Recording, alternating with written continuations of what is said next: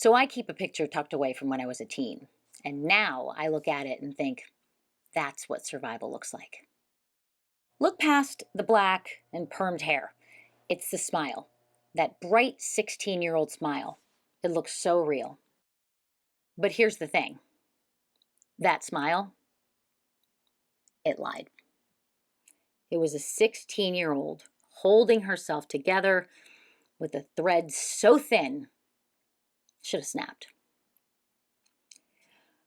My parents had divorced a few years back, so the ground beneath me was already shifting. And then life drops two, not one, but two devastating blows that shattered whatever remained of my foundation. If you've ever felt like one more thing can break you, this story's for you. It's about what it means to rebuild when all that's left is mud. It all began in my bedroom in the 1990s. Heavy duty, corded phone pressed to my ear, my feet propped up as the hours just slipped by. He made me laugh until my stomach ached. I'd hang up around midnight because my mom was yelling, and I would just lie there, smiling at the glow-in-the-dark stars above my bed. And at Catholic school, when I personally hated my uniform, one glance from him, and suddenly I didn't mind how I looked at all. And then he came to my house. It was home, but I was highly aware of how others judge me, so I felt like I always had to hide my home. But with him, it just didn't matter. And I told him things that I had never said aloud to anyone. My dreams, my fears, how I felt about my parents' divorce. I mean, for a moment, he felt like the one solid thing that I had in my life. And then life shifted. My grandmother passed away. It was my first true colossal loss, the kind that doesn't just break your heart, it rearranges it. I remember she used to pull me into her arms when I was little, settling me onto her lap as her rocking chair tilted dangerously back. And she would say the most beautiful things to me with her soft voice.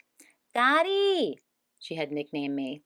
And she'd press this crumbled dollar bill into my palm, closing my fingers around it and whispering, "No le digas a nadie." Don't tell anyone. Oh, the grief of that loss. Like a weight I just could not lift. And then during that trip, he changed. He became distant. The calls got shorter. His laughter just felt thin. When you're a teenager drowning in grief, you feel every shift like it's an earthquake. And you just know when someone is pulling away. When I got back to New Jersey, without ceremony, he broke up with me. The pain was so sharp. It felt physical. Eating, pointless. Laughter, disappeared. There was this sandbag over my ribs. And school became a theater of humiliation. Every hallway felt like the eyes are staring. I've always been very talkative, but now I just sat on my porch. Quiet. Watching the cars pass by. I remember I asked myself the most terrifying question. If everything beautiful can be taken away so quickly, why even try to build anything at all?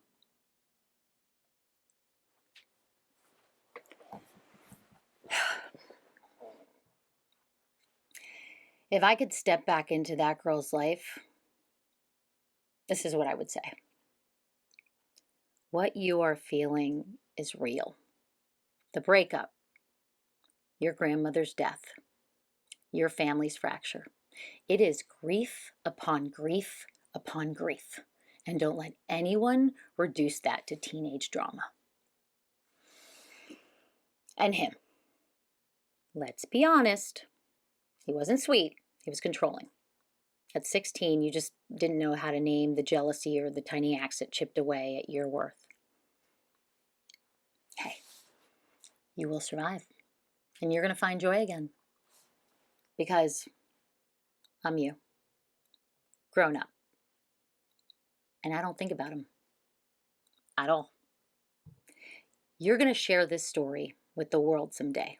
Not on a platform that you even know yet, but on a channel that you're going to build yourself. And the symbol at the center of the channel is the lotus. And it's going to be born from this very moment. It begins buried in the mud. And it could stay there forever. But it doesn't. It rises, slowly blooming into something that is breathtaking. That's why the lotus is the symbol of this channel, because even from the deepest mud, we rise. Looking back, I see now that grief, it wasn't my ending. It was my beginning, my first real lesson in rebuilding. And if there's one truth that I'd lift from this story, it's this.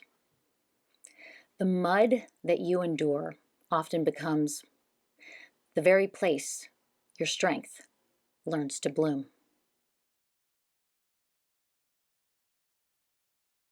Hey there, thank you so much for watching, and don't forget to hit the like and subscribe so that you can see my other videos.